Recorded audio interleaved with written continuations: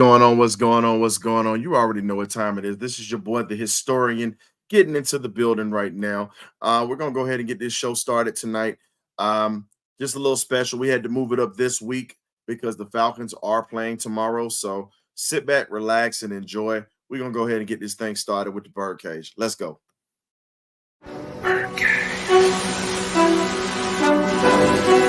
Okay, y'all, this is it.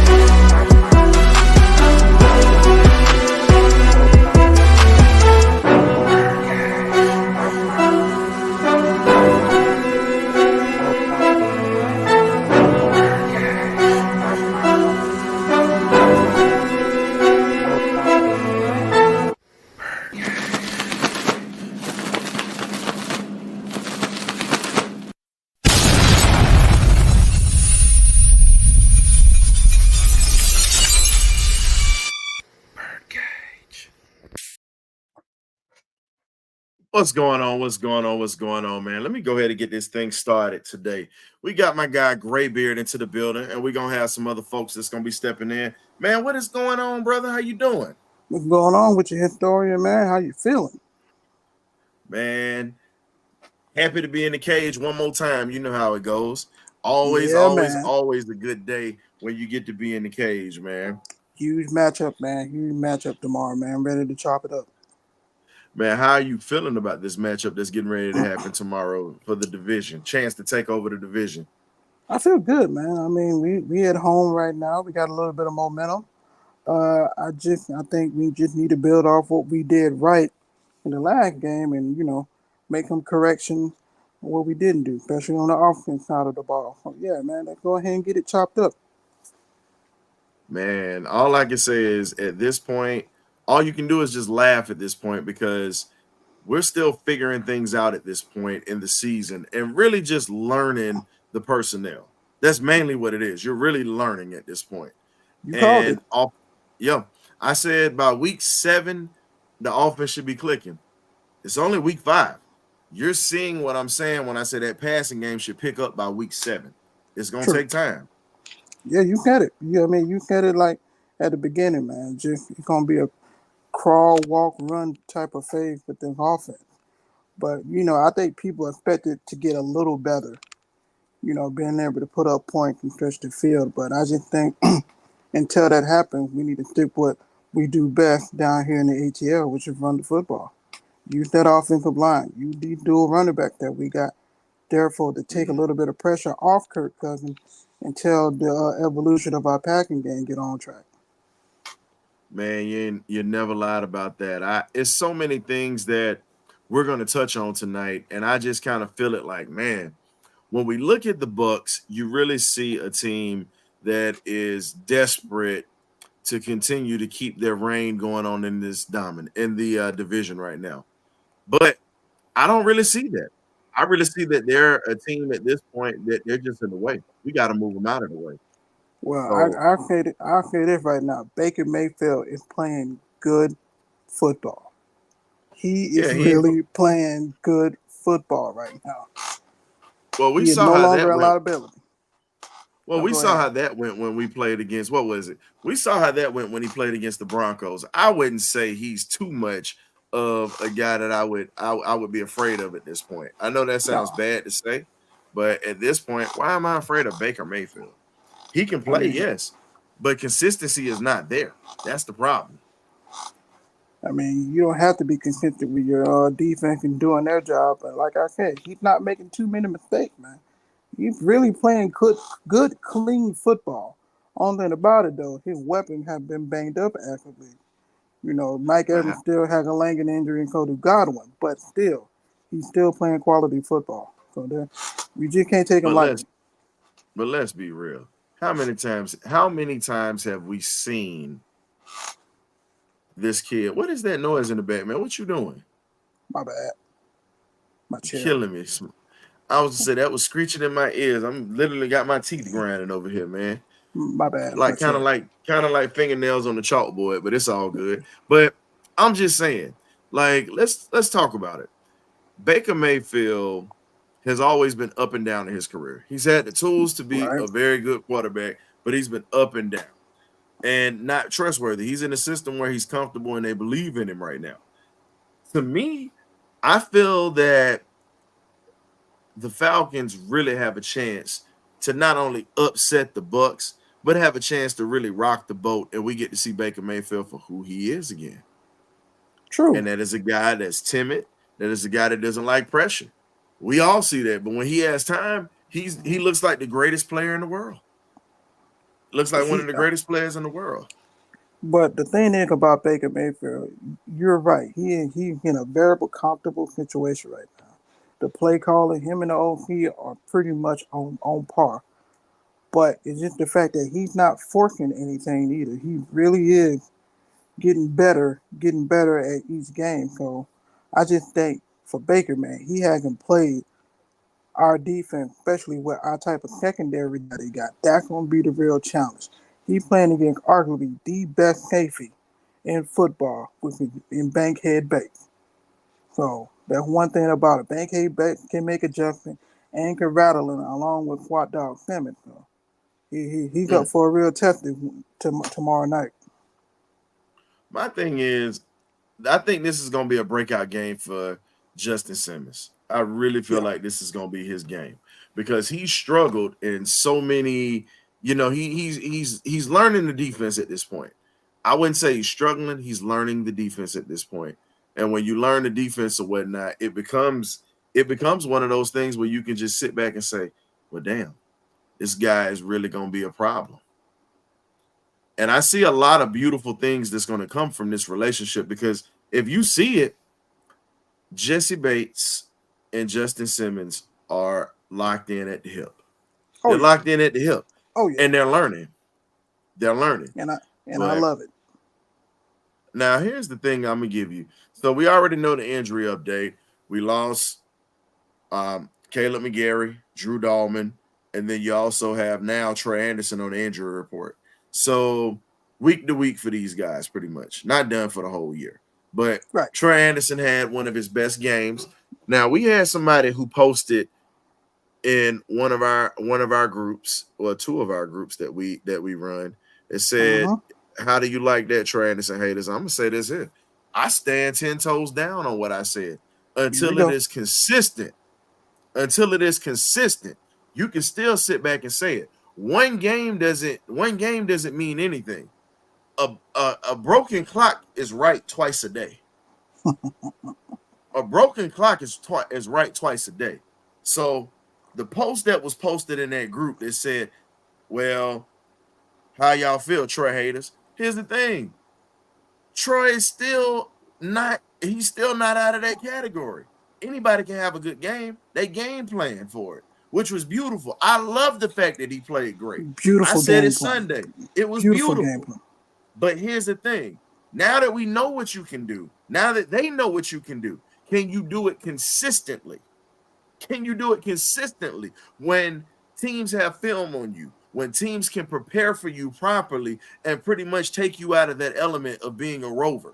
Pretty I don't much, like he was a spy the whole game. That's mainly what he was. Yeah, I don't like him on special teams though, because that's where he got hurt at. Well, I mean, that was where he made his bones at his first year. Because if you remember in the LA Rams game, he ended up blocking a punt that put us in the game, that pretty much helped us almost win that game in LA. Right. You're right. Got to remember, he's blocked the field goal. So as a special teamer, he's an ace. So that's why I'm saying at this point, I feel as if there's still a lot of growth to go. Oh yeah, we saw that was one game is a flash. That one game was a flash of what he could be. It's a flash. But at the same time, you got 3 years worth of footage that hadn't been, 2 years worth of footage that hadn't been worth a damn. I'm sorry. Well, he's been injured. So I don't really count last year. I'm talking about when he's been healthy. I ain't using injury as an excuse because everybody, think about it, he blew his knee out last year. You know what I'm saying? I thought it was torn. No, I'm sorry. I'm sorry. No, I'm thinking about Avery Williams. My bad. He tore his pec last year. Tore his pectoral muscle last year. So when you look at the fact that he tore his pec last year, even before he tore his pec, he had flashes. But let's be real. As a linebacker, he is not a linebacker, dog. He is an edge rusher or a spy. That's pretty much what his skill set is on the defense. Because as a linebacker, you got to play the run. You got to play the pass. And all I can say is he has to become consistent with what he's doing at this point. So all I'm saying is I see a lot of I wouldn't even say errors. I see a lot of things that he can build off on this. Oh yeah. But I'm gonna be honest with you. I'm still in that category. Well, I'm still gonna talk about it until it's consistent. We know. You're damn right. I don't scratch my head unless it itches. I don't dance unless I hear music. It's just what it is. And the same with Kyle Pitts at this point. Kyle Pitts has been MIA this year, breakout year, and you got a quarterback. Is it the scheme the reason why he been unproductive? Or what is it? Can I answer it for you? No, because guess what? The Rams had a scheme. They had a tight end they used outside of Puka Nacua. You know what I'm saying? Outside of their wide receiving core, Robert Woods and those guys, they used their tight end and he was effective. We have to do the same. So I'm not putting it all on them. But my thing is Kyle Pitts is becoming MIA now. Made a couple of great catches this season, but it's starting to transition to that word that we said we were gonna shy away from. Hold up. I'll do it for you. Let me make it right. Bravo. Uniform. Sierra. Tango. Bust. So all I'm saying is at this point, it's just gotta be in a spot where we see it in a different light. We have to see it in a different light. We've got to see that speed that they're talking about because here's the thing. You've become a one-trick pony. You become a one-trick pony. He's not I rarely see him in a 3-tech. He normally be on the split end. But here's the thing: we run 12 person. We've been running 12 personnel all year. Right. We've been running 12 personnel, and we've been running 11 personnel all year with this guy. So when you look at how he's used, it's not good. They're not putting him in position to get plays, and when they put him in a position, it's just what it is. Like so, the red all gun, I say is the red gun should be the pit gun for Kyle Pitts. Exactly. That should be his bread and butter right there within the 5 to 10 yard line. You should be seeing a heavy dose of Kyle Pitts, and we don't get that.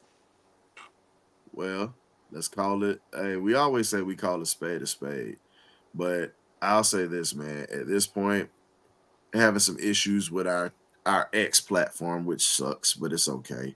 I'm not gonna stress about it tonight. I'll stress about it tomorrow night, I'll tell you that, but I'm just joking. I'm never going to stress. But let's talk about it, though. So getting to the Dirty Birds topics, we're going to talk about Atlanta and the Tampa Bay preview. The Atlanta Falcons, our defense is continuing to carry the offense. Here's the question I have for you. With this defense carrying this offense, how do you feel that the offense can change? Because at this point, the defense and special teams have won games for us, and I'm gonna get to that in a moment. But the offense is just flat out wasted possessions. The defense continues to carry the offense, but the offense is wasting possessions. What do you think is going to be one of the things that this team has to get better at? I think we need to understand that we want to be a deep vertical threat because we got all these brand new pieces and weapons. Still need to rely on the running game. I think the running game will open up the path for us. And I think now that our defense is carrying us, they're being on the field too long as well because they're getting burnt out. We need to control the clock a little bit more. Even with this 11 and 12 personnel, I think controlling the clock for us will be the key to not only helping out our defense, maybe even helping out the passing game. Because right now, our passing game is hit or miss. We might get a good pass by Mooney. We might keep some good passing catching by Drake London. But still, though, there's still an inconsistency, especially when we get into the red zone. So for me, I think we need to just still rely heavy on the running game. And I think our OC Dak I think Dixon said it best before we played the Aints. He need to understand short yardage football because he doesn't really get the gist of that, especially if we got Tyler Algier and we also have freaking Bijan Robinson. I understand you want Bijan to be the guy, but right now Tyler Algier is the guy, and he should be starting point blank period to get the offense going. That's just my opinion. Who we got? Look like we got somebody at the door, man. Hold up, let me see what the heck this is. Yeah, man. Who that? Oh Lord, we got John the Cricket Deacon in the house. This Joe, hey, he smelled the collard. Listen, he smelled the collard greens on the stove. He smelled the fried chicken. He brought some vanilla ice cream to go with this peach cobbler we got in the oven right now. What's up, bro? Put in the pot. Gentlemen, good evening. Good evening, John. How you doing, man? It's always a blessed time whenever collard greens is being cooked and plated. Hey, well, you ain't lying about that. Hey, you see how we got your name spelled? We don't spell your name traditionally. It's Deakon, Deacon. The Cricket Deacon with the K. That's how. Look, you get your own name strip now, John. See, you moving up here with us, dog.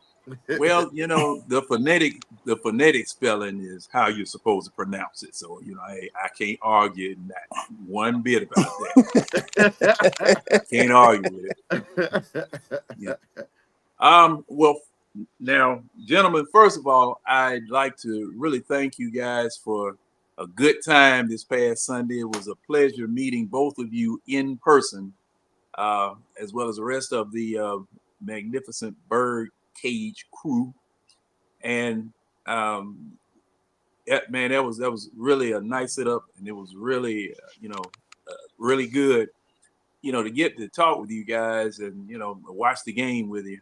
Even though we were on the roller coaster and the food we were eating, we could hardly keep it down because of the way that the game was going.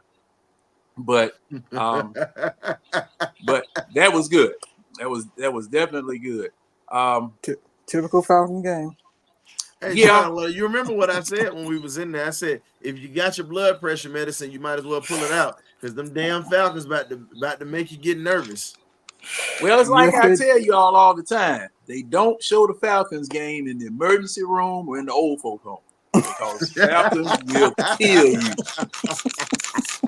The Falcons will hurt you. You ain't lying about that. God almighty. John, you see, I had my little pills in my bag that was under the table because I definitely already had them popped them out. But all I'm saying is this, man. I'll say this. Offensively, we continue to keep wasting possessions. Oh, yeah. Period. Absolutely. We continue to keep wasting possessions. And at this point, you can't keep wasting possessions with what you have offensively. You got a Darnell Mooney, you got a Ray McLeod, you've got your Kyle Pitts. You have talent that is on this team. You have talent offensively to score points. But I've been saying this since all offseason. I said the passing game is not going to click until week 7. It's not going to click till week 7. And you see what happened in the New Orleans game. Kirk Cousins got a little bit more comfortable, and you see that ball coming out. You see it moving just like that. So when you look at it, it's one of those things where you sit back and say, you know what? This is just something I just have to keep looking at. How do you feel when you see we have a lot of momentum and then we just, as you would say, we shoot ourselves in the foot, or you say you try to turn a foot into a hand, as you would say? It's frustrating. It really is frustrating. And those of you who have been coached and have seen your coach's reaction when you mess up a play, a holding call, dropping a pass, fumbling the ball, being in the wrong place. Now, you don't get to see him right when it happens, okay? But when you come to that sideline, you get it. And it's the same thing with us as fans. Possessions are very, very important, and they're very, very crucial, because when your defense is the one, when your defensive unit is the one that's scoring the touchdowns and your offensive unit is just kicking field goals, you are brewing a Kevin Kilbride, Buddy Ryan situation. You're brewing that. You're cooking it, because defense now the defense has problems, but the defense is stopping people. They're stopping people. They're giving you the opportunity to go out and capitalize on the work that they've done. They're getting you the ball back. But now, after this game, your defense put 2 touchdowns on the board. Special teams defense and your regular defensive unit. They put TDs on the board. That's offense's job. Now, how long is it going to be before someone says something about what the offense isn't doing? How long is it going to be? You know, it could already have been dead already in that locker room. Yeah, it's some rumblings and mumblings and bumblings going on. I definitely think so, because right now the defense is the only thing keeping us from being in an 0-4 hole. Exactly. You know, and we would be definitely in an 0-4 hole. You know, if it wasn't for them. John, you know what? When you talk about an 0-4 hole, it's a lot of stuff that's got me itching right now. But you know what?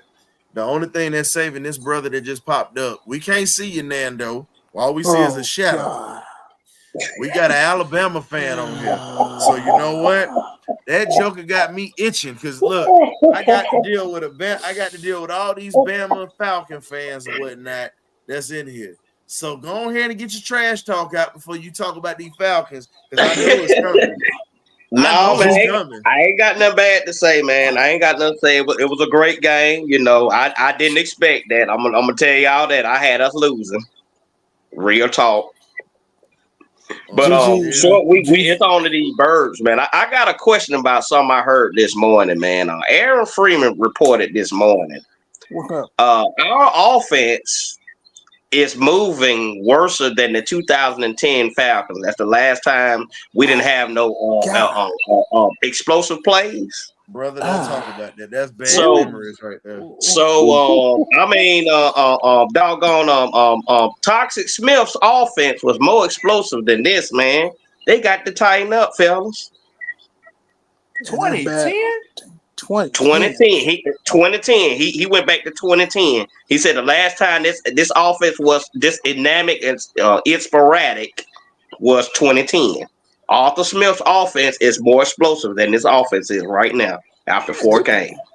No, they Aaron putting up. Smith. After 4. I'm going to have to take a look at that because we went After to 4 the, games, Aaron Freeman reported that this morning, Locked on Falcons. Damn, okay, because that's crazy. 2010 we went to the playoffs. We were number 1 seed. We got beat by Green Bay downtown. Yeah, we got hot. We got hot later in the season too, though. I think. Yeah. Okay. Yeah. That's what I Didn't we wanted. go like 13-3? Yeah, we went 13-3. Yeah, we went 13-3. And then Green Bay came into town and beat the brake off of us. Man, we didn't have nothing new. That's an understatement. Because think about it. During the Arthur Smith days, anybody that beat us in the playoffs went to the Super Bowl. Think about that. Super Bowl. Oh yeah. Every team. Think about it. Well, the Cardinals didn't win it. Everybody that we played went to the Super Bowl. Yeah. Everybody we played. Green Bay, the New York Giants, the Arizona Cardinals, the San Francisco 49ers. Everybody we played during the the Mike Smith era went to the Super Bowl. Yeah. That's a hard pill to swallow. Let's just be real on it. That's a hard pill to take, man. That's like taking castor oil. That's like taking castor oil with a tablespoon of prune juice mixed in it. That's how bad that tastes. God. I'm just telling you, that's how bad it tastes. And it gets you so sick when you think about it. You know what I'm saying? But 2 out of them 14 won 2 out of them 14 won a Super Bowl too. Exactly. Now here's something else I'm gonna give you. Now we talk about offensive possessions being wasted. There's a guy out there right now that wants to come into Atlanta. I mean, he wants to be traded. That's Devontae Smith. Devontae Adams. Excuse me, Devontae Adams. Devontae Adams is done. He was pissed when they got rid of Carr, so it's a possibility that they trade him to the NFC. They're not trying to keep him in the same conference because there's a chance that you might have to see him if one of these teams is a playoff competitive team that you might see later. So I'll say this. I see him either going, not everybody keeps saying he's going to possibly go to the Jets. Why would you trade him within a division like that? You going to the Makes Commanders. no sense. You going to the Commanders. I see him going to the Commanders. But remember this. The Jets are trying to get rid of Hassan Reddick right now. They're trying to trade him now. So what that means is this, ladies and gentlemen. Flip-flop. Hassan Reddick could probably flip-flop. He could be right where Devontae Adams is with the Raiders if they were to do that, if they were dumb enough to do it. Or they can send him to Atlanta. We can get a wide receiver all day. I'm okay with them giving us a pass rush with Hassan Reddick. Don't think it's not being talked about behind closed doors. The trade deadline has not come up yet. It's this month now. It's in October, but it has not come up all the way yet. So all I'm saying is this. Don't neglect the fact that we could bring in a Hassan Reddick. Now, he might not be in football shape right off the bat, but he still brings a presence to where he can still come in and still be disruptive, and he still can make plays for us. Him and Matthew Judon, I'll take that. Of course. Yeah. You'd be a fool not to take that deal. All and Judon, all day. Now, all day, twice on Sunday. I got to have that. I'll take that. So if you have him here, would you rather have Hassan Reddick or would you rather have Devontae Adams? Well, you know you're gonna have to pay this man big time. You're gonna have to pay either one of them big time money. Pick your poison. Who would you want? Reddick. Cause that defense, man. That defense right now is pretty much been our offense. So you might well go ahead and retool it up again, add in the Matthew Judon, add in and then you add in Judon and Reddick and Grady on your modern. Then you already know we got Bankhead Bate and Quad Dog Clemens. Bro, you put in Reddick, people will fear us. They are already a little bit timid about us. You put Reddick with this defense, they will fear us on the defensive side of the ball. Fear. And that's go ahead, Nando. Now I'm finna say that I think it'll be great because I mean you just using one like the edge rusher, which is Judon. You be able to have two. You can flip flop or you can play them both together. because we got inside linebacker problems, so that'll take the pressure off that too, especially on passing situations, run situations too, if they can get back there. Yeah, look at the depth that we'll have though, especially with that linebacking core. And one thing that I was thinking about, there was a question that's been asked so many times this year. What is our identity? Good question. What is our identity? Now, we're a defensive team. We're a defensive team, John. We just happen to have. All I can say is this: we're a defensive team, and I'm gonna let you cook on this one, John, because you definitely had some points at the party that we talked about. We're a defensive team that is looking for an identity offensively. The defense has held us down, but offensively, we're still looking for an identity. We're like an amoeba at this point, offensively. We adapt and adjust to whatever the game is, period. But we still can move the ball on people, and they're not all the way together yet. So just imagine what they'll be like when they finally figure it out. Cook, John. Well, a lot of times you don't get to pick what your identity is going to be. It happens. A lot of times it happens, and people will point out things about, your team doing this, your team doing that. And I go back to the 85 Bears. Now, the 85 Bears, and really Bears teams from long ago, it was the defense. It was the Bears defense. However, a lot of people didn't know that they had the #1 offense in the league that year. They had a special player on offense, though. Yeah. They had. Wait, I gotta say it. They had the greatest running back of all time, a little known running back out of Jackson State University by the name of Walter Payton, aka Sweetness. My God, rest in peace. One of the greatest nicknames in the NFL. Ironically, I went to boot camp on the anniversary of his death, November the 1st. That's always a day that'll stick with me to the day that I die. That's great. That's ironic. I went to boot camp on his death date. I went October 29th. That's crazy. He passed away November the 1st, 1999. But just think about it, John. Look at what we got. Now, I'm definitely not gonna compare any of these running backs we got to Sweetness. I'm sorry. No, you can't do that. You can't. No. Never happened. And just think about this, John. Walter almost actually was a Falcon. You do know that, right? Man, that made me kick to my heart. Yeah. No, but just think about it. We wouldn't have had Peachtree Bart. Bart would have probably ended up going to Chicago. It's been all right. Give me Sweetness. Yeah, but because of Pat Sullivan, an Auburn quarterback, that's the reason why we struggle. God almighty. And like I say, you just never know how things are going to turn out because you just don't know.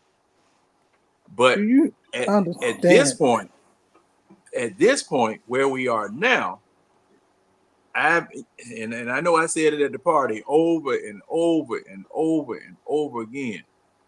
If B. John Robinson had a fullback in front of him, it would be just like the Dallas Cowboys all over again. Because we talk about with Emmett Smith. Bijan got all these muscles busting out, like K-Dub always say. You got all these muscles busting out, but you can't bust a defender. You wouldn't bust a grape in a fruit fight, and you ain't busting a muscle in a flexing contest. So what's the purpose of you having these muscles and you're not using them? Yeah. Think about it. Tyler Algier is a solid player. Not saying he's looking like the Incredible Hulk, but Tyler Algier is kind of like them old cornbread fed boys. Big, right, solid, and will run through his own mama if she had on a different color jersey. Well, the Tank wasn't trying to tackle that man on Sunday. Those was big. Me and John said this in the back of the room. John, what did we say? Business decisions were made on those runs with Tyler Algier. They made a lot how of would you say, John? business. You said, hold up. The health insurance ain't kicked in yet. No, he ain't made the first he ain't paid the first premium on the health insurance, and now he deciding whether he really needs that right leg. Hey, Dewey McClain said them boys ain't been around long enough for the NFLPA to take them in. Yeah. Oh wow. Oh yeah, Dewey McClain was talking some trash in the back. He was. John, please tell the folks what Dewey McClain called the pretty much the Falcons versus Aints game. What did he call that? Now I heard him say, man, this is a war. It's always a war between those two because the Saints and the Falcons have never liked each other because we used to beat them like a red-headed stepchild on a doggone plantation. I mean, we used to whoop up on the Saints all the time. And during Mike Smith's years and who else was it? Arthur Smith's years, the count got even because we had a distinct advantage in the win-losses against them. But over the years, due to us not taking care of our business when we played them, it's gotten even. Now we lead them 56-55, right? Yep. Right. It's 56-55 because it was even Sunday, wasn't it? Mm-hmm. Yeah, it was even 55-55. Yeah, it was even Sunday. So we got one up on that. So with us being this close to them, hey, every time we meet,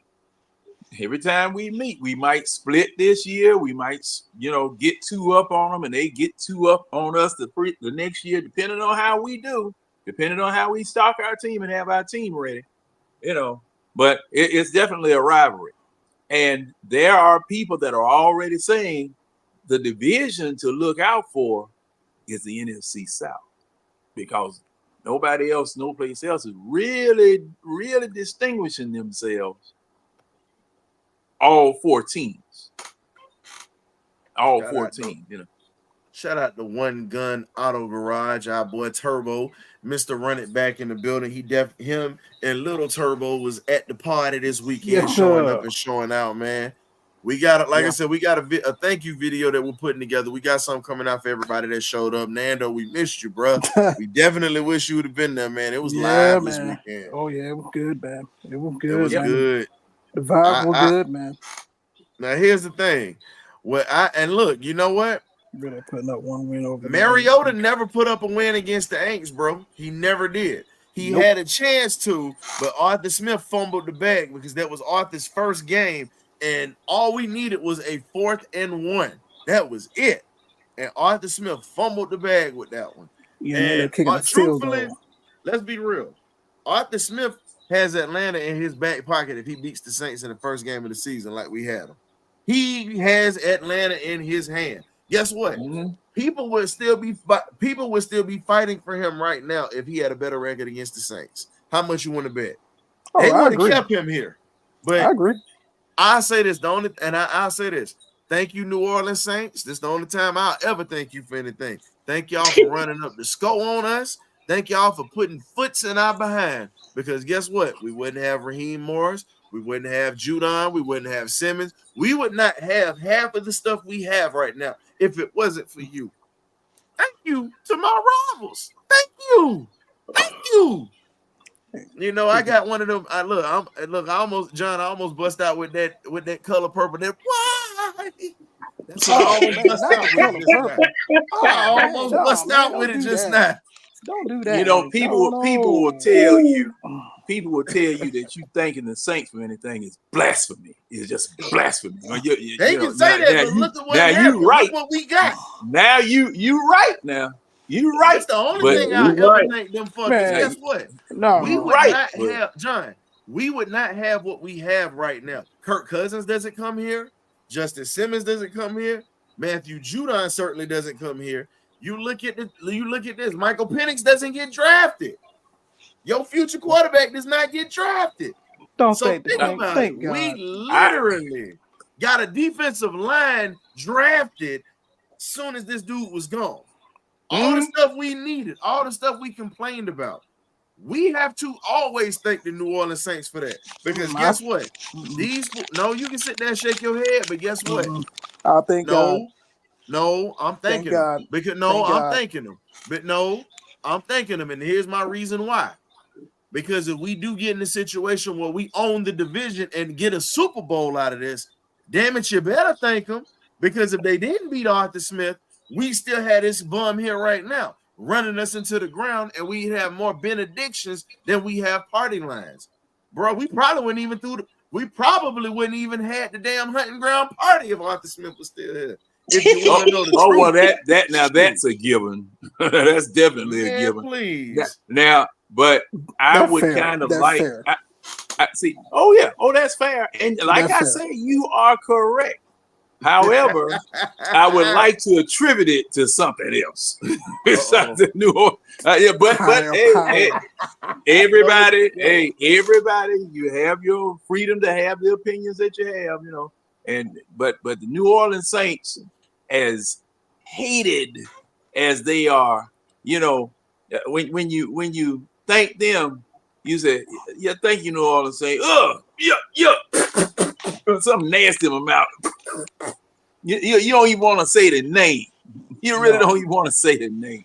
No. But and these people that we're going to play tomorrow, they're not quite there on the hate-o-meter, but they're aggravating. No, they just aggravate you. Yeah. Now they're aggravating, but you don't hate them. You don't hate them like you do the Saints. You know, but tomorrow, and I really got to say this about tomorrow.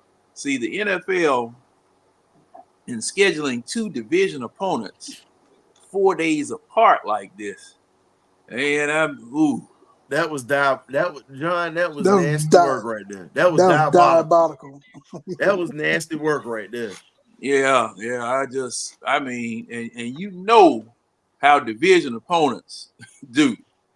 You know how division opponents. I'm gonna give you this. Think about this.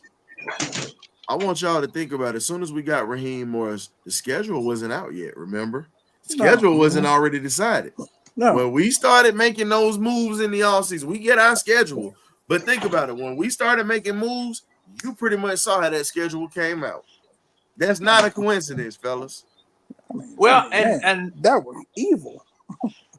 Now the thing about it is, I'm surprised that we were prime time at all this year.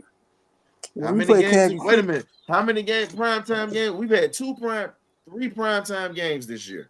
Mm-hmm. One with Philly, one with the Chiefs, and one with and we got one tomorrow night. Yeah, we got a fourth one too. Guess what? Anytime the Dallas Cowboys is on, it's prime time, and we got the Cowboys. Sunday Night Football, baby. Yeah.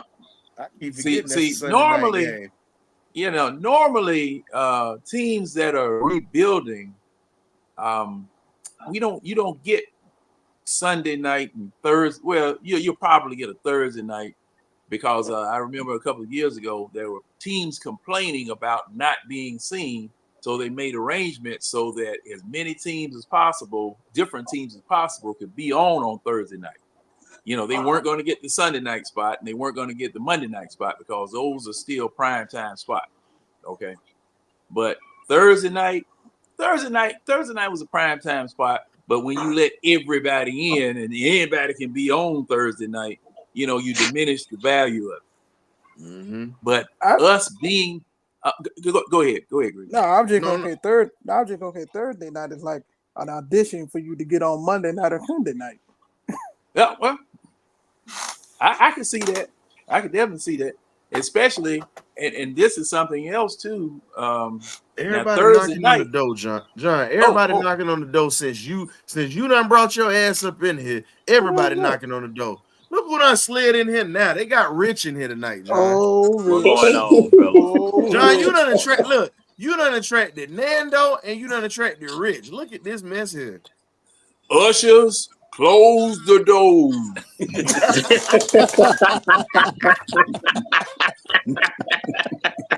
Hey, Rich, man, we missed you at the party Sunday, bro. Where you was at, man? You know, I had went to the game. I'm going to the game tomorrow too. You know what I'm saying? It's nothing wrong with that. That's right. That's right. You did say you was going to the game. And I'm going to the one tomorrow too. I'm gonna be honest though. What's up? Like I've been telling y'all, I'm waiting to week 10 because something that I realized during this last game, and Troy Anderson made me realize this. I finally realized what this team missing for real. And it's gonna blow your mind. Confidence. And you want me to tell you why I know it's confidence? Because after Troy Anderson got that interception with that touchdown, it's like the light switch clicked in his head. And I started seeing him shoot up gaps.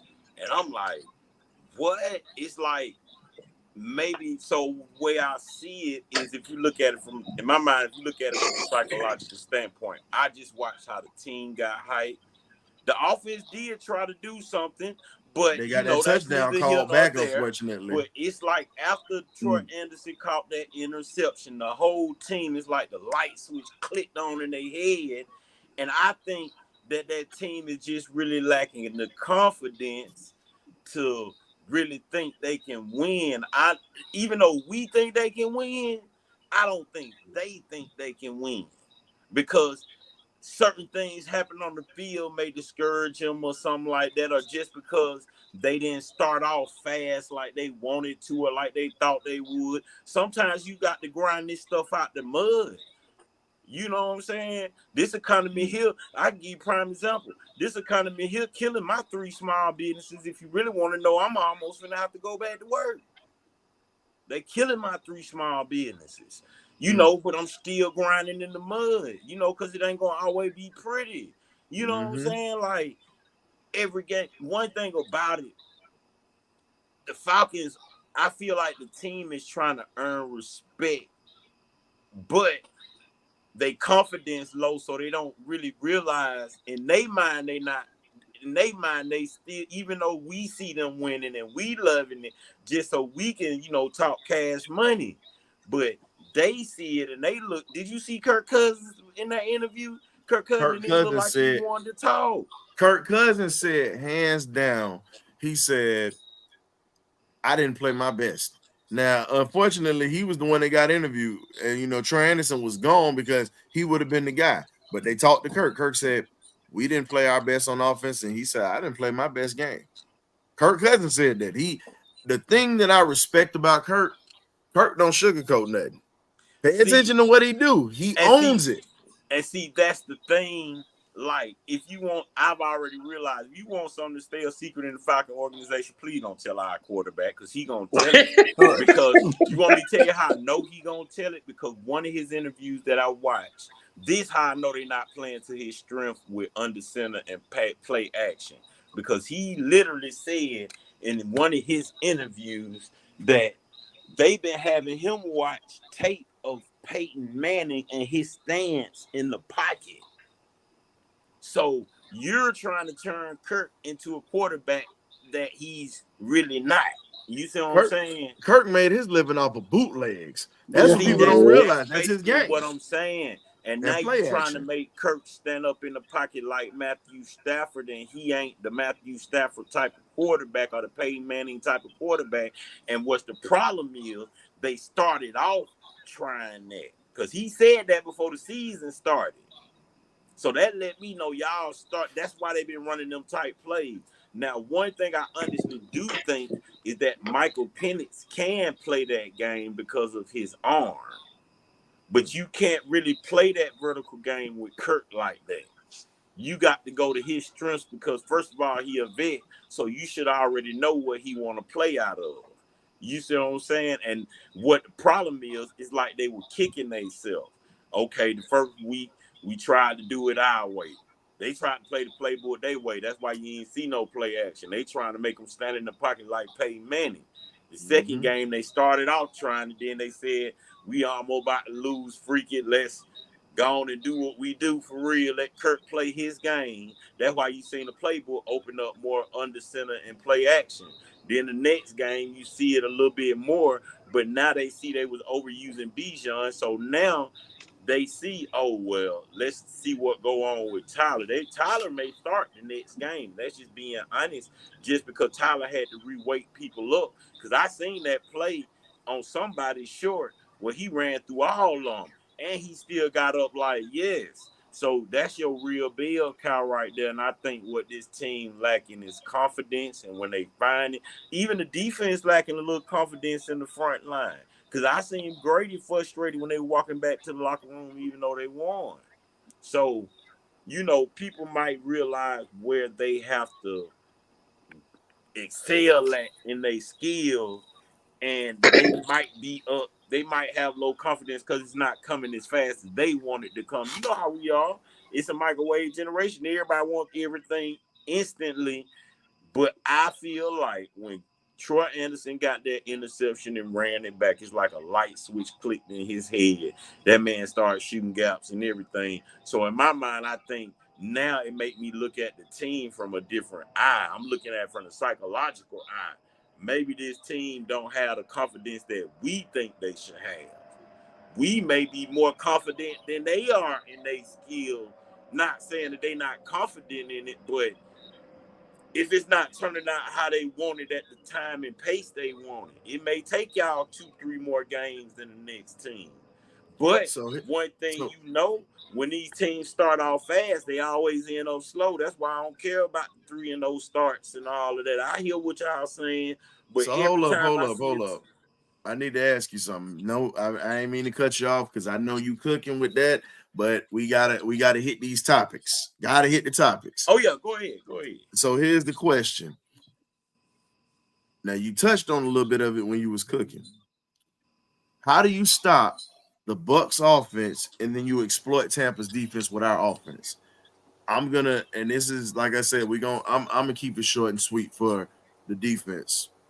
You blitz the hell out of Baker Mayfield. You make him uncomfortable. You got to touch him. That is the key. That is the key to exploiting their offense. Their offense runs through him. If you shut him down, Mike Evans don't have a chance to make plays. The little running back tandem they got in their backfield is not gonna make plays. Everything runs off of Baker. So you have to have gap assignment and contain. It sucks that Troy Anderson is gone this week because guess what? This would have been a perfect game for him to have part 2 of what he did on Sunday. Exactly.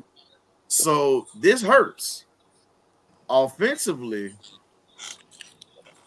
feed 25. Cool. Feed 25, and you start using Pitts in the red zone in this game. Antoine Winfield Jr. ain't playing. He's not playing at all this week. Nope. You got a chance to Jamel Dean. You have a chance to pretty much exploit this dude with what we have with Mooney or Drake London. Like, fellas, we have weapons on offense. Don't get it twisted. We have weapons. We just have to be able to use these weapons. Y'all understand what I'm saying? Yeah, I agree. I think they're getting it together, though. I do. Yeah, I agree. I think my bad, Rich.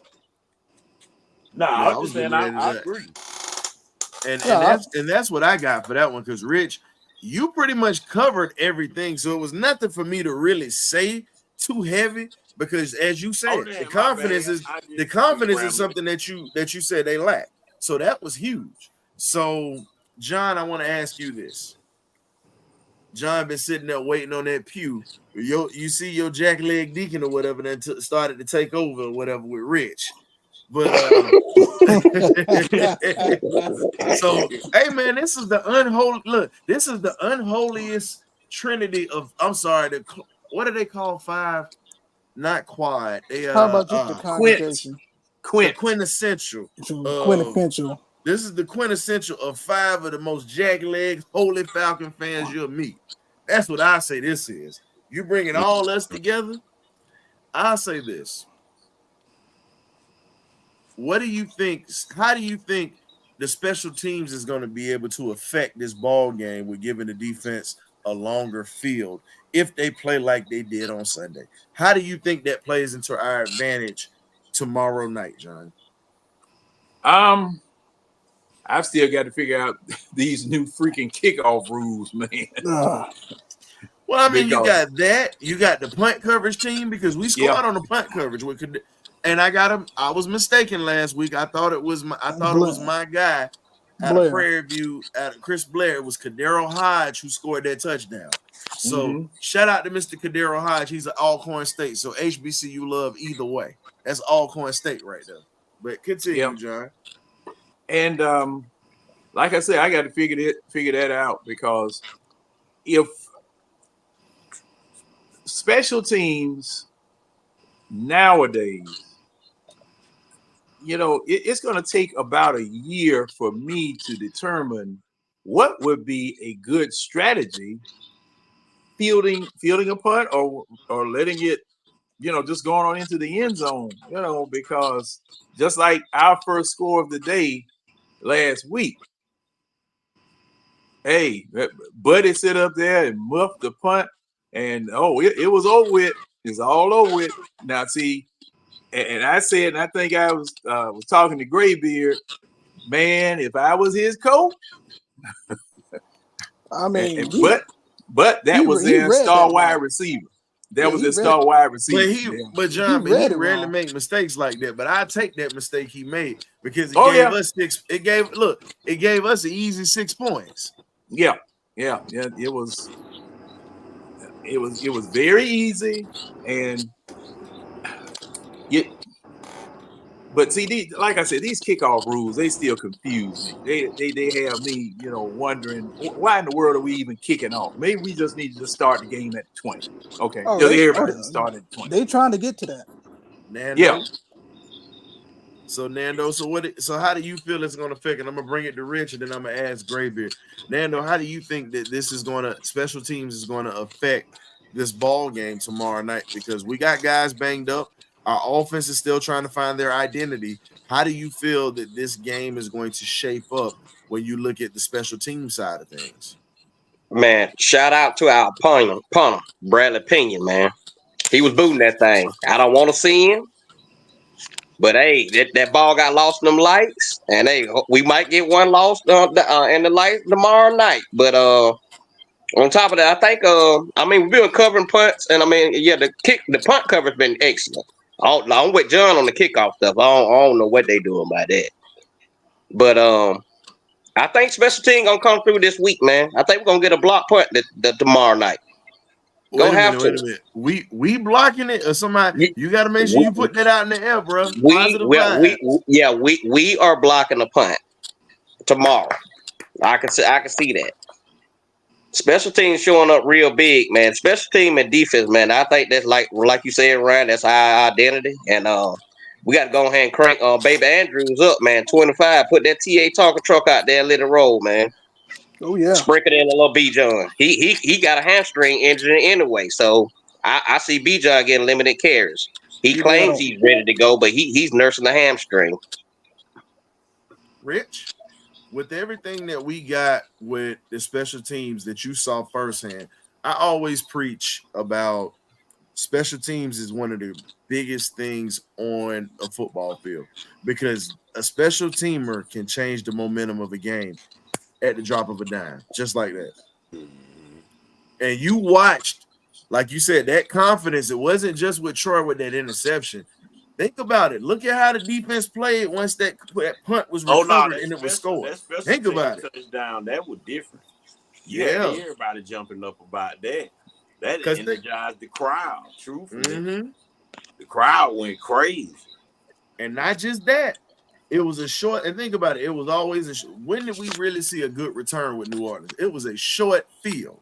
Now that is one thing I need to do. I want to shout out the crowd, because Atlanta really been showing up this year. Regardless, normally if we fluke a couple of games, they just stop showing up altogether after the first game. This year, I think our fan base, because I talked to a lot of people, and they said regardless of how we starting off, they still got a different feeling about this year, how this year gonna end. You know what I'm saying? And it was crazy to hear that, because a lot of them even said they feel like one of them Super Bowl years between this year and next year. Because all they will revert back to was like, remember the first year with Kyle Shanahan went great. Then year number 2, once him and Matt Ryan got on the same page, it was, what it was. So a lot of people the fans actually feel different about like our whole regime this year. You know, so I just want to give a shout out to the fans because they really been showing up. Don't let the media lie to you. The fans have really been showing up. I mean, like, really been showing up. And I just want to you don't got to fake crowd noise no more. That's why Kirk said what he said about the swag surfing because you know how we do in Atlanta. And you got to remember, it's just when you look at that, and I always say that third, Glenn, what are you doing with your mic, man? We picking all that up. That ain't me. That was you. You was rubbing your beard. It was coming. It was being picked up by your mic. You got a good microphone over there. Really good microphone. Hey man, he beat man. Hey, but let's be real though, gentlemen. Special teams has always been a calling card for this team so far this year. And you got to give Younghoe kudos here. Now, the last time that we've seen a kicker really be someone who has been just pretty much an ace, I'll give you this here.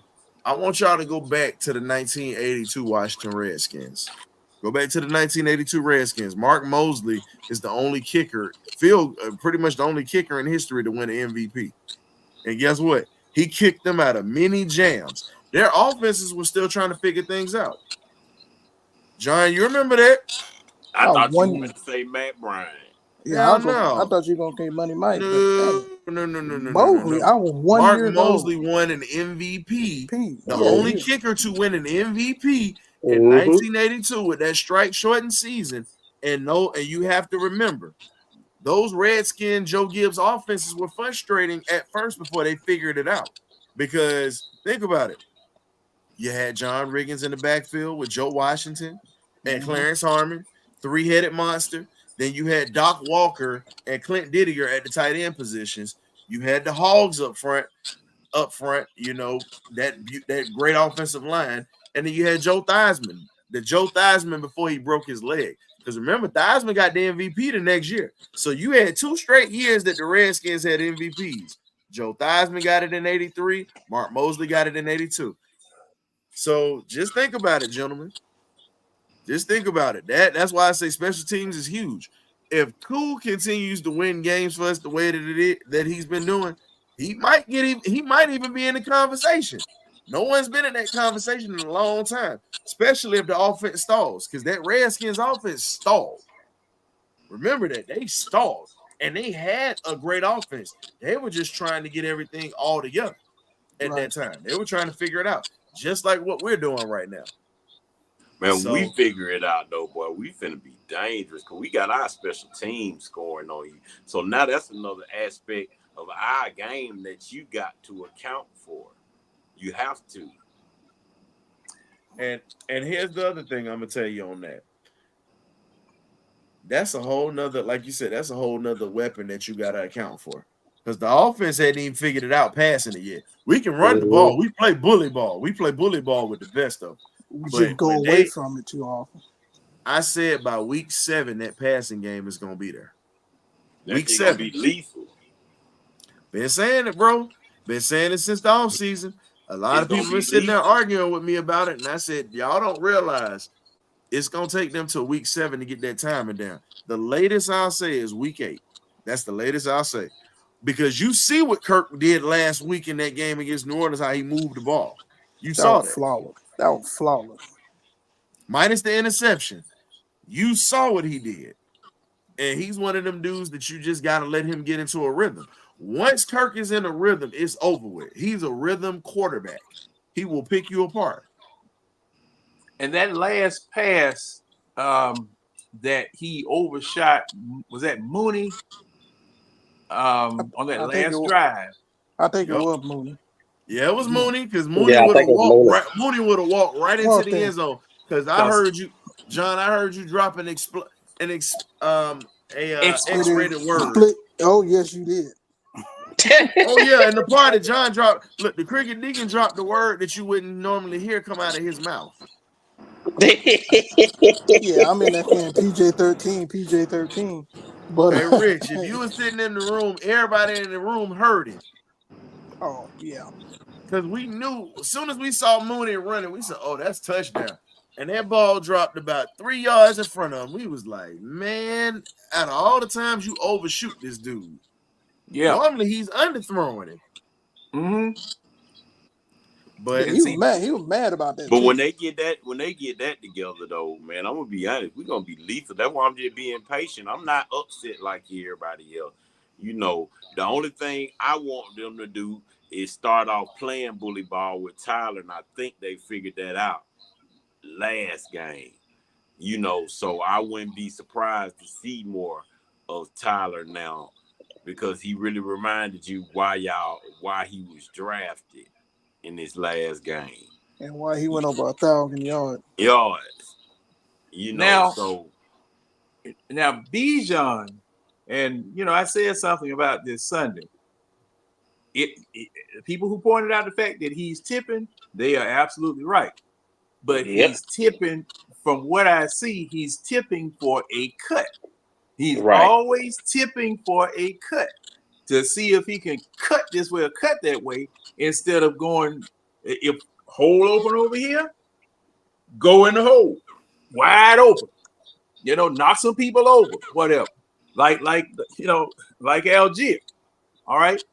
And I have to go back. Now, one of the things that Arthur Smith did do, he had Huntley, you had Cordarrelle Patterson, and you had Tyler Algier. All three of these jokers.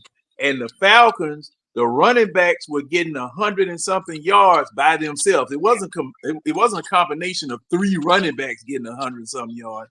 It would be running backs getting over 100 yards themselves. Okay. Now, we have gone away from that with this particular offense, because it seems like we are trying to play finesse ball now. It's kind of like we're trying to play finesse ball instead of, running people over. And this past week, if you look at what Algier did with the carries that he did more with his carries than Bijan did with his, because he was averaging, 6-7 yards a carry. I think it was 7.5 or something like that. He was averaging 7 yards a carry. Carries, as John said before. But that insurance, that people made business decisions because that insurance ain't kick in. And like Dewey McClain said at the party, I'll say it again. John said their insurance health insurance ain't kicked in. Dewey McClain said, guess what? Y'all, they still a little too young to be a part of the NFLPA, and we ain't taking them yet. Let's made business decisions trying to tackle Algier this weekend. And see, I think it's like John said, because one thing I think I said one of the last times I was on here, inside of them finding their identity, it seemed like they really want to go away from what the Falcons' identity have been for years, which is running the ball. It's seeming like y'all want to change direction, but every time y'all try to change, it ain't just been with this regime. Think about it. Every time we try to change direction for running the ball, we get smacked back in the face running the ball. So it's like the organization trying to go to being passing like everybody else, but you're forcing it instead of just realizing that. That's why Arthur Smith was able to beat us, because he knew how he built this team. We're supposed to be stuffing the ball down a person's throat, not passing 50 times. He didn't draft a passing offensive line to pass 50 times a game. He drafted that inside, outside zone. We run the ball the majority, probably throw, like they said, 20, 25 times, and we got the game. Because our offense is predicated on us not making mistakes. Because when we don't make mistakes, think about it.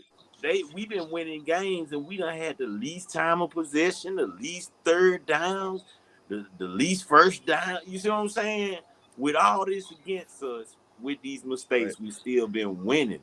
So the more we minimize them mistakes, that's why I said holler at me week 10, man. I'm not mad. Hey, Rich, now you mentioned something, and then we're gonna get to these X factors. You mentioned something about what the identity was. I'll go back to when John had an afro and he was looking like a half Black Panther back in the day. If you look at that old picture, Well, yeah, he got a picture of him with that beret on and all that stuff.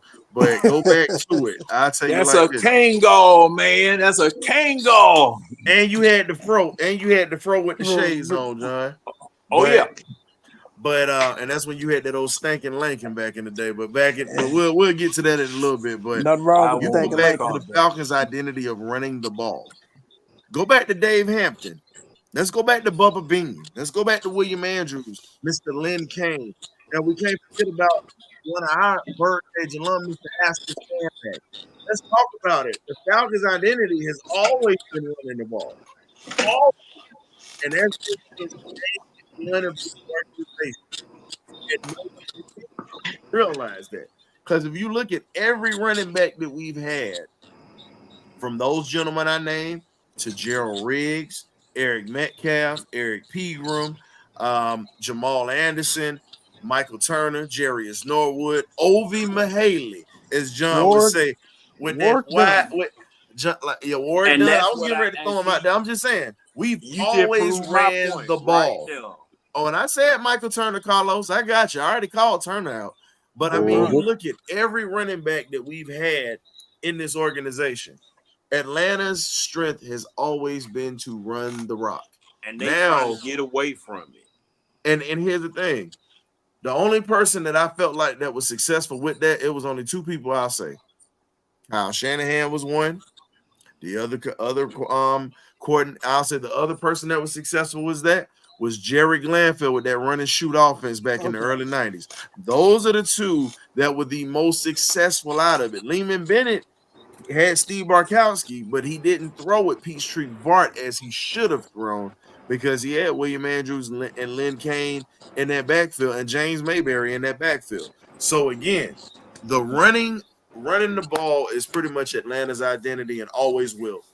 The exploited matchups and the X factors today, I'm gonna have to say the Falcons defense has to be an X factor to slow down this Bucs offense. Because it's not just Mike Evans. As I said before, you still have Mr. Baker Mayfield, who, as I said earlier at the beginning of this broadcast, he's going to be the reason why Tampa either wins or loses because their offense is geared towards them. Their defense is hurt right now. You don't have your safety in Antoine Winfield Jr. playing in this game. So this is the time that you exploit that secondary with your Kyle Pitts. Another person that you might want to start looking at in the red zone, Charlie Warner. He's not a deep guy, but Charlie Warner is a guy that you can use in shorts and pretty much to move the chains. He can catch a quick fade route. He can catch a corner route. You know what I'm saying? He blocks his butt off. So again, you use your tight ends in this game. You use Bijan Robinson in the passing game. You exploit Jamel Dean with Darnell Mooney's speed. You have to. And Ray McLeod. You have to in this game. These are the X factors that are going to change the game. Defensively, you got to blitz. You got to blitz and stay gap sound. You got to blitz. I want to see more safety blitzes in this game. Guess what? Justin Simmons needs to be coming off the edge, smacking jokers. That's just me. I'm old school. I go back to the man who originated the safety blitz, Mr. Larry Wilson. I'm old school. One of the greatest safeties to ever play this game. He was the one who started that and made it famous. We got to do that with Justin Simmons because he plays with that same type of aggressiveness and that type of aggression. You look at our safeties, dog.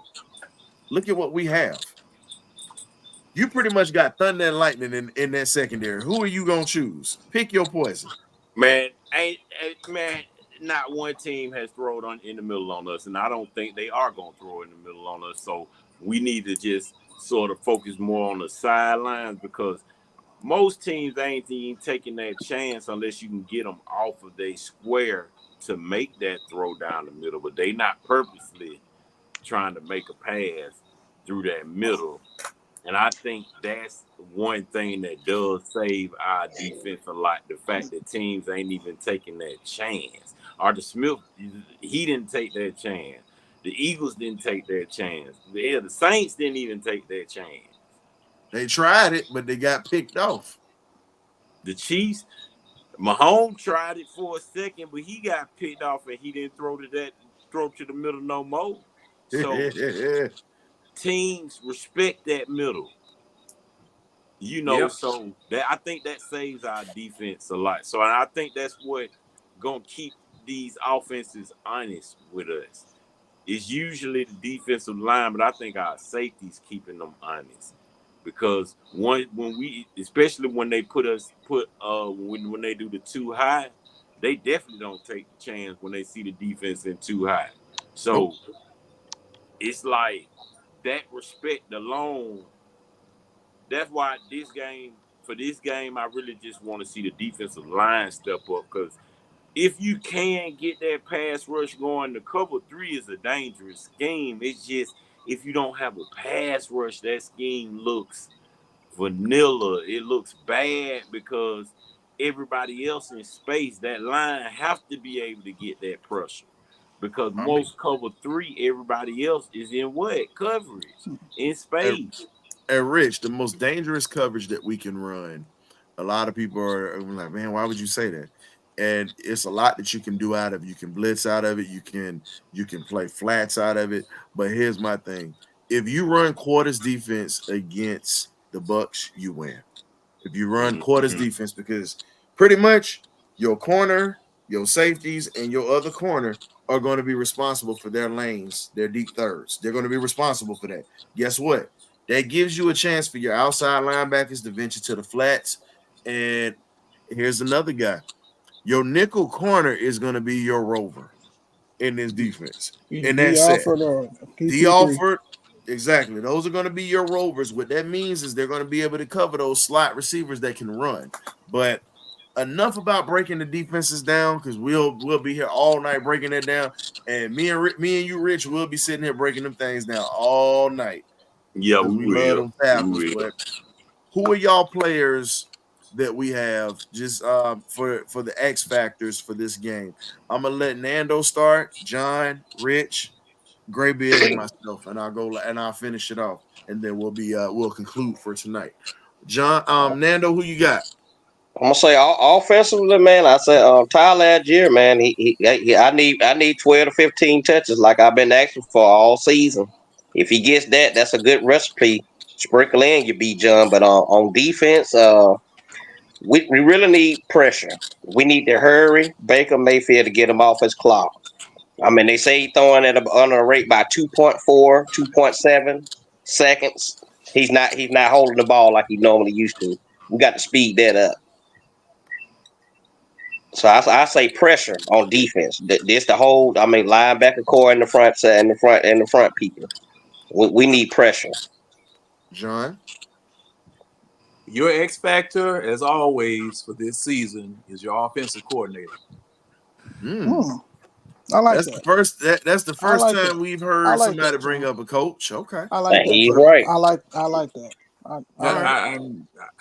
That's and. I mean, there's nothing more that I can say. He getting John, he getting OJT. Leave him alone, man. He getting OJT. The first year, it's different when you do this here.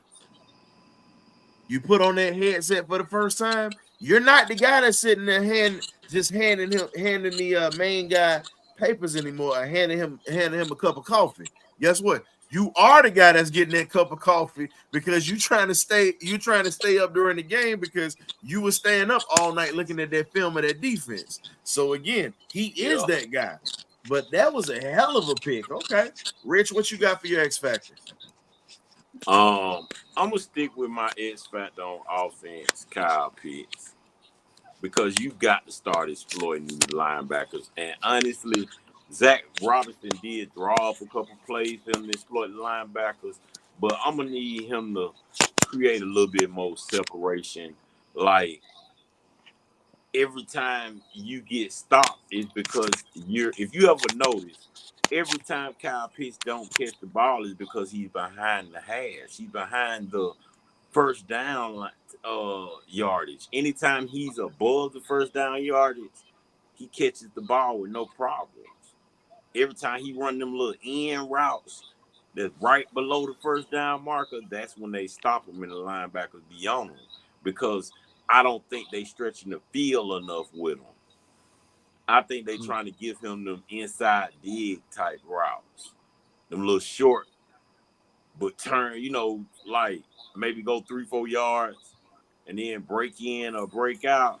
But every time they put him behind, where they give him time to get upfield, he's always open if you go back and look at it. So my X factor on offense is going to be Kyle, and on defense, it's going to be Lorenzo Carter, because Judon needs some help out there, man. He was just getting on my nerves. Ooh. It's like Judon can't do everything by himself. He needs you out there, big dog. You getting paid money. Go out there and help that man. You getting on Twitter talking about you finally got help. True indeed, you finally got help, but you ain't helping the help. You know what I'm saying? So it's like, it's crazy because I'm watching you. I don't know if you overthinking it or whatever, because you stay in the backfield. You just always overrun the play. And I don't understand how you always in the backfield and you always run past the quarterback. Every time the quarterback shake, guess who they shaking? It's not Matthew Judon. They shaking. It's not even been Elbaketi as of lately. If you really want to be 100 about it, it's been Zoe. Hey, we on the final thoughts right now. If you didn't get on right now tonight, you got to get on tomorrow during the pregame meal, man. I apologize about that, but we on our pretty much on our final thoughts tonight. So, like I said, so you got to make this quick. We giving out X factors, bro. So if you're gonna do it, you got to do it quick. Come on, you on? Come on, Will. Oh, all right. Come on, Will. Kirk Cousins. All right. All I say is read what the defense give us. They're gonna blitz a lot, so run the ball with Tyler Algier, keep the run game going, and keep the little passes, keep it to your receiver so he can catch the ball. That's all I gotta say. Kirk Cousins, you will be the key factor of the game. Don't no turnovers and get the ball to Tyler Algier. That's it. Now you hold up. Now we had this thing posted in here all night, right? Yeah, I was at work, man. I got my second job, The work I hate y'all the whole time. Okay, no. I was just saying because you were saying let me hop on. I'm like, man, we had that posted in there for everybody to jump on, big dog. If I was off, get your money. Hopped on, excuse my French, but I'm off tomorrow. Get your money. I'm gonna get at the game, man. So I'm gonna support the channel. Cash app, man. But we got to link up next time, though. For sure. Nah, that's cool, man. We definitely missed you at the party, man. It definitely was live. We got a video that's gonna be coming out, so everybody get to see what the party was like and what the atmosphere was like, man. Because when we throw another one, like I said, you can't miss it, dog. It was live. Yeah, man. But that's all I got to say, man. Kirk Cousins, man. Zach Robinson, y'all the key factors again. Y'all got to get this 4 points in this divisional game. Well, you already know we got the pregame meal coming on tomorrow, so you definitely got to jump on tomorrow night or whatever, like we always do, hour before the game. Pregame meal jumping up, so it's what it is. But my X factors for tonight, I'll say for pretty much my X factors for tomorrow's game is gonna be this here. I'll have to say I got to go with the safeties. Those are gonna be the X factors against Baker Mayfield because they're gonna have to be able to read the lanes. They're going to have to be able to read the pass coverages and everything else that comes with it.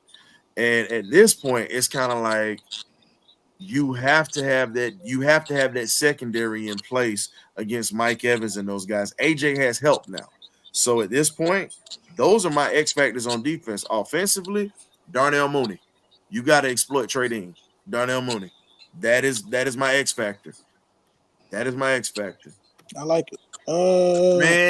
Man, you almost missed out, man. What's your X factors, man, for this week? You gonna let me? Man, glad to just I got you, Glenn. X factor's gonna be on the offense. I'm gonna say Kyle Pitts, man. He's been missing.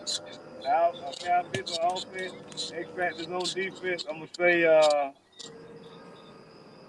Jesse Bates coming in again, man. He gotta make plays on that back end. But we also need to see who's gonna start at linebacker in place of Mr. Anderson. So is it gonna be Rashawn Evans or who's gonna use it? I'm not sure. JD Bertrand, I think.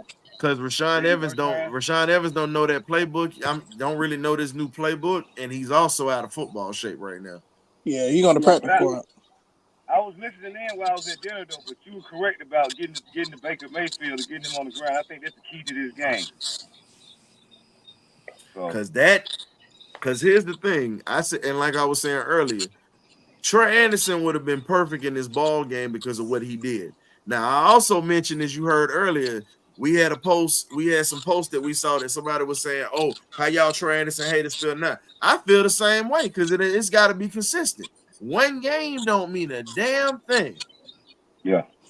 We can be excited about it. I don't care.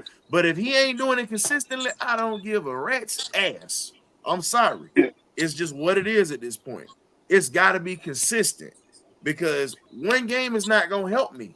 I need you to do it every week in and week out so we can have a defensive player that's going to lock things down and it's going to make things easier for those two guys in the back because we already know what's up.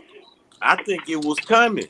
I think it was, I honestly, as much slack as I given Troy Anderson, trust and believe, I'm like you, boy, I've been on his. I'm still on him. One game don't shake me. Yeah. I'm with you, Ryan. I'm still on him. What I'm saying is, I just think that the light switch finally clicked on for him because I seen him in the second half shooting gaps. I've never seen him shoot gaps like that. So in my mind, that touchdown was confidence, but that's why I said I think all of them lacking confidence. I think that's it. Well, because as soon as he got that touchdown, he became a whole different linebacker. I don't know what clicked on in his mind, and I think it was finna correlate the next games before the injury. So I'm still with you. I want to see you do it consistently, but I honestly do think, like you said, this would have been the perfect game for him to keep it consistent. Without we got something that's consistent. We got my man Graybeard. He's always consistent on his picks, and he stands 10 toes down. What you got, man? Defensively, man, I'm gonna go defense first. I'm gonna pay AJ Terrell. I think AJ Terrell gonna have a big game against Mike Evans because I think that's who they're gonna pair him up with. So I think if AJ Terrell can hold his own against Mike Evans, that'll give the defense of line a little bit more time to get after Baker Mayfield and round him a little bit. Offensively, I'm gonna go with Bijan Robinson. The reason why I'm going with Bijan Robinson, he looked a little bit dejected, especially when Tyler Algier was getting more touches and being more effective. So I expect Bijan to bounce back to make plays, especially in the out of the passing game. If the guy can get him in the passing game more out of space, man, he'll be able to make more plays and whatnot. So I'm sticking with Bijan for my offensive X factor, AJ Terrell for the defense. Okay. I'll say this, and I'm gonna wrap it up with this one. I'll tell you hands down, I think the one thing that's going to be different is our center position. We got a young center right now, and he's definitely gonna be baptized this week against Vita Vea. That is going, y'all. A lot of people not talking about this. Look, we lost Dolman. Guess what? At this point right now, when you lose Dolman, you got to go to Ryan Neusel. You have a young offensive lineman right now. And this dude here, it's not going to be easy. Ryan Neusel. It's not going to be easy for him because guess what? You're lining up against one of the most dominant D tackles in the game right now. Vita Vea. You got Vita Vea that you got to deal with. So Kirk's protection depends on this young guy that's in front of him. And how can you hold up against Vita Vea? Because Vita Vea has been a problem for Atlanta since he stepped foot from Washington into Tampa Bay, Florida. He's been a nuisance for Atlanta. I know Vita Vea kryptonite, though. Go straight at him because he already said it on Twitter. Said they asked him some question. He said he worried about Tyler Algier. But here's the problem, though. The center that we have is a little light in the ass. He ain't got me. And let's just be real. Rest in peace to Mr. John Amos. Let me go ahead and quote that. Everybody knew him as James Evans on Good Times, but the first time I got to see him was an old blaxploitation movie, and this is when John was back in the day dressing like Shaft. in a movie called Let's Do It Again with Sidney Poitier and Bill Cosby. Wow. And that's one of my favorites. And he played Kansas City Mac. And the famous quote goes, "You got to bring ass to get ass." So let's be real. He made it famous. Ryan Nuzzel, you got to bring ass to get ass, because guess what? Vita Vea gonna damn sure try to take your ass in this game. That's why I was just saying, gonna keep that a book. So you'll be moving forward instead of trying to have him move back. But you gotta be real with it though. A little different. He gonna need a little help because he's a little bit lighter, and you're talking about a guy that's gonna rely on fundamentals and technique against a guy, as John would like to say, a dude that puts his belly in a wheelbarrow and just drops it right in front of you and stands right there and does not move. It's the truth. It's the truth. John said like that there. He said, "Hey, I need somebody that ain't got no ankles, straight legs, straight down." So it's pretty much, and this is pretty much what we're going to be dealing with. So I got to watch that matchup, because guess what? If we can't hold the middle of the pocket, Kirk's not going to be able to throw the ball. No. Yep. No, that is the most important matchup in this ball game. Let's keep an eye on that. Now that Dolman's gone, that's your most important matchup, because if he collapses the pocket, Kirk gonna have a long night. That's all I'm gonna say. A very long night. And if he could only move, we could move the pocket. Yeah. Yeah. I'm gonna go with K-Dub. I'm gonna go with K-Dub on this one. No. You need to have a package for Penix to be able to get in here on certain shorts. No, it's the truth. Because guess what? Guys, you gotta start using that speed. I've got to go because I got to get ready because I got to come on at 10 o'clock. Oh, yeah, that's I right. got you, John. Okay, John. Appreciate you, man. All right. Appreciate so you, John. I'm going to bid you guys adieu. Hey, man. Like I said, it was a pleasure and an honor to meet you guys, all of you guys, and had a good time. Just let me know when the next one comes up. I will be there. Yeah, we got you. We might have some T-shirts on sale the next time we come. Okay, cool. All right. Did you get your Birdcage shea butter? Yeah, I got it. Oh yeah, we did hand out shea butter at the party, ladies and gentlemen. And I used it this morning. And some customized hand sanitizer. We do a little something. You see, Birdcage limited edition. It's an original, so we got a few things that we out here doing. So, yes, sir. So we definitely appreciate y'all for joining us tonight. We got Nando, Rich, Graybeard, K-Dub, late but never least. Always coming through. So we'll see you guys tomorrow. So fans, tune in tomorrow to pregame meal, 7 p.m. before the game. Definitely want to hear what you guys got to say. So we love y'all. We thank y'all for joining us. And the ones who came to the party this weekend, we definitely appreciate you. We got this thank you video that's going to be coming out to y'all. And we'll see y'all tomorrow night for the pregame meal. And Friday, we're going to have the show, the party line. We expect to have the party line on Friday. No benedictions, baby. Party line. Party line. So we'll have the lemon pepper wings on deck, baby. So you either get right or you get left. We out, baby. Let's go. Peace. Peace.